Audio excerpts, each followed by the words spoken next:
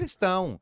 Não, eu não posso falar sobre o Deus de Maomé. Então você não é ateu, você é anticristão, porque a sua tese é Essa para palavra é negar ampla. o judaísmo e o Exato. cristianismo. Exato. Então, não existe ateu que nega apenas um conceito religioso. O ateísmo é negar a ideia do divino, da imanência e da transcendência. Eu falei num podcast outro dia, eu tava conversando com o Paulo Cogos, e eu falei pra ele, você é tão ateu quanto eu. A diferença entre eu e você é que eu nego um Deus a mais, o seu. Isso. O seu. Não, eu não sou nada ateu. Eu falei, cara, você tá se contradizendo. Porque se você diz, se a gente tem milhões de deuses, E você nega todos. nega Só aceita todos, um? só aceita um, você é ateu, você só não é ateu do seu. Não, na Então, verdade você é na verdade, anticristão. exatamente. Então, na isso. verdade, você é tão ateu quanto eu, só que você nega um Deus a menos, que é o seu. Entende? Eu ponho um a mais, que é o seu. É simples. No É panteão lógica. da existência, você escolheu quais você acredita e quais você não acredita. Cara, é perfeito, é isso. Então, assim, E ainda se arroga o direito de achar que no meio de tantos deuses, o seu é o é verdadeiro. o verdadeiro. O seu que é o verdadeiro, o seu que é claro. bom, o seu que é o correto. Depois eu vou dar meu livro de presente para vocês, chama O Deus da Filosofia, depois eu vou fazer uma dedicatória. Eu faço um apanhado de como os principais filósofos da humanidade defenderam Deus, porque eu digo que a teologia ela já trabalha com a fé. A filosofia, ela trabalha com a lógica, com o empirismo e a lógica. Então, como os principais filósofos da história da humanidade tentaram defender Deus. Então, 85% do tempo do meu livro, eu tô defendendo Deus. Então tem gente que fala assim, nossa, Chileno, eu li seu livro, eu sou mais crente. Eu falo, Obrigado, ótimo. você me converteu por meio do Pô, seu livro. não, o seu livro me deu mais referências que eu não tinha para defender a minha fé. Legal. Tem cara... Aí eu tenho um capítulo que fala dos cavaleiros do ateísmo, né? Eu peço uma licença poética, que em vez de 4, para usando os cavaleiros do Apocalipse, eu falo de 5, que é Ludwig Feuerbach, Darwin, Freud, Nietzsche e Marx. Que, na verdade, Darwin nem era ateu, né? Mas ele acaba se tornando um dos pilares do ateísmo por causa do evolucionismo e tal. E aí todo o ateísmo acaba se baseando em cima disso. E Freud vai chamar o livro dele, né, A Origem das Espécies, de segunda ferida narcísica da sociedade. Então, a primeira ferida narcísica começa com Nicolau Copérnico, 1500 e pouco, termina com Galilei. E não sei se vocês sabem, mas René Descartes, ele, em 1528, ele estava... 1628, ele estava escrevendo uma obra sobre heliocentrismo. E aí, quando Galilei ele é julgado pela igreja, ele abandona. Ele fala, não, deixa quieto. Ele arruma uma saída. Vamos mudar o cardápio. Vamos falar de outra coisa aqui, né? Porque ele começa a duvidar de tudo. Quando ele duvida de Deus, ele sensacional. E ele pula para trás. E ele se vale de Santo Agostinho, que é outro que eu adoro, o Santo Agostinho, né? Eu acho, na minha opinião... Cara, eu acho o Santo Agostinho... Assim... de verdade, eu não sou muito fã de São Tomás de Aquino. Essa roupa é a roupa agostiniana. Eu uso o hábito agostiniano. Eu não sou muito fã de São Tomás de Aquino porque eu acho que ele se apropria muito dos pensamentos dos outros e ele cristianiza. Mas quando... desculpa, só interferindo no seu discurso, mas quando Tomás de Aquino chega para a sua teologia escolástica, a igreja ela já estava com todo o seu fundamento pronto, porque a patrística deixou o alicerce. Sim. Então, tudo era em cima da patrística. Tomás de Aquino, na verdade, ele vai reformular aquilo que já estava pronto com um discurso da época. Mas ele usa Aristóteles, ele usa Avicena, por exemplo, ele batizou Aristóteles. Ele batizou como Aristóteles. Santo Agostinho batizou Platão. Exatamente. Então... Eu vou, por exemplo, eu fui outro dia num evento, um bilionário que eu conheço, o cara me chamou para um evento de empresários no Rio de Janeiro. Aí tava eu e um amigo meu, chamou nós dois, e aí eu fui ver a passagem tava um absurdo. E aí eu falei, cara, eu não vou pagar 8 mil reais para ir e voltar no mesmo dia, porque a perna tava 4 mil, a perna tal, mas ele, 16 mil, ele falou, vamos dirigindo? Porque até então era um evento de empresários. Então, chegamos lá, era a inauguração de um templo de uma religião X. Aí, cara, eu já queria morrer. Queria morrer porque... não que eu não fosse. Se o cara tivesse me convidado para isso, eu não ia viajar 6 horas de carro, né? Mas se o cara tivesse me avisado e fosse viável para mim, eu iria porque eu vou com o maior prazer, vou mesmo. Tanto que na minha faculdade de teologia eu fiz estágio em igreja evangélica, fiz em centro de Umbanda, fui em igreja católica, fui na anglicana, tal, que o padre lá também é um barato, aquele padre anglicano, enfim. E aí os caras começaram... Rapidinho, também é um barato, por que eu também? Porque tem muito padre legal, e eu vou te falar... Não, tá bom, foi só uma observação psicanalítica. Não, foi o seu egocentrismo falando. Porque também... E aí, o que acontece? Chegando lá, os caras começaram a pregar o dogma da igreja, e aí, em determinado momento, eles apresentaram uma ostentação gigantesca, uma bacia de batismo dos ancestrais. Aí até então eu tava quieto e meu amigo me dando, fica quieto, cala a boca, né?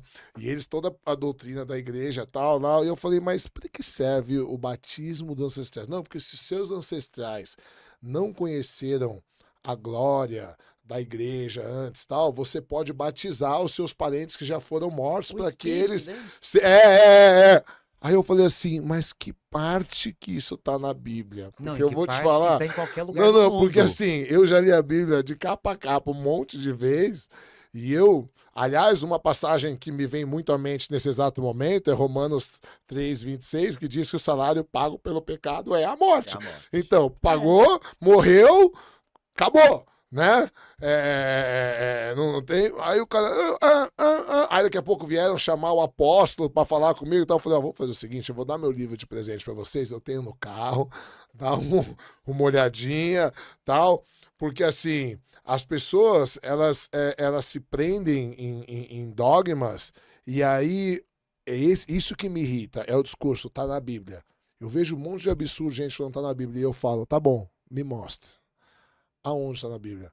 E aí tem até um comediante, o Rodrigo Marques, está ficando famoso, que ele fala, que ele pergunta para um amigo dele que é muito crente, ele fala assim, cara, esse livro é tua verdade? É a verdade, é a verdade. É a palavra de Deus? É a palavra de Deus. Qualquer resposta tá dele? Qualquer resposta. Se você precisar, tá. Ele fala, você já leu? Aí o cara fala, não. Você viu o tamanho daquilo?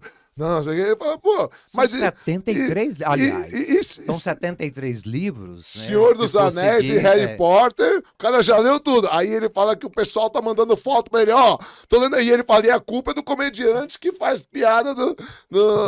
E é isso, porque se você realmente crê, então vai, é isso que eu falo de espiritualidade. Né? Existe uma diferença entre espiritualidade e religiosidade. A espiritualidade, ela é genuína.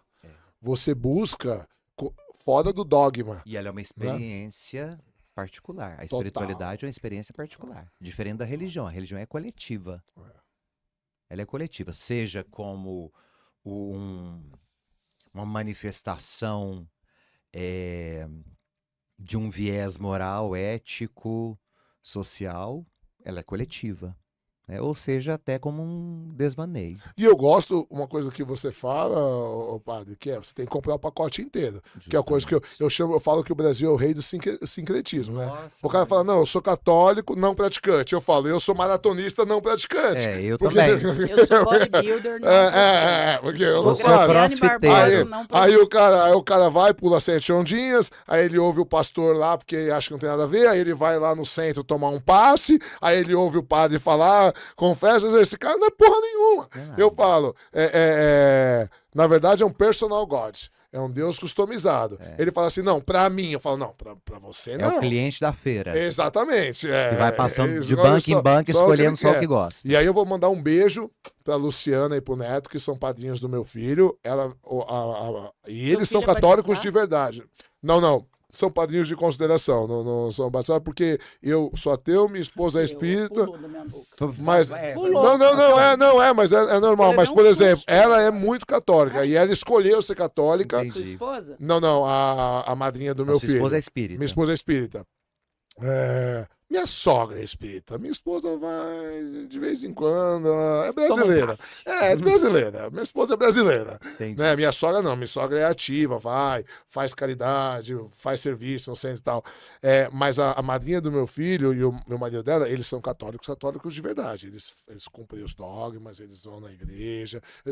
Então, tipo assim, tanto que a gente não batizou filhos deles porque eu sou ateu, não sou batizado, minha mulher é batizada, tal, e ela veio falar com a gente, não leva mal, tal, e eu falei, cara, perfeito, eu acho muito mais honesto e justo da sua parte do que o pessoal que fica fazendo malabarismo para justificar. O professor Karnal tem uma fala sobre isso, né? Ele fala, na Idade Média, enquanto todo mundo tinha certeza que ia pro inferno porque não chegava na glória de Deus, hoje na pós-modernidade, todo mundo tem certeza que vai pro céu. O bandido vai assaltar, ele faz sinal da cruz, tem a Virgem Maria tatuada nas costas, porque ele tem certeza que Deus vai entender os motivos dele.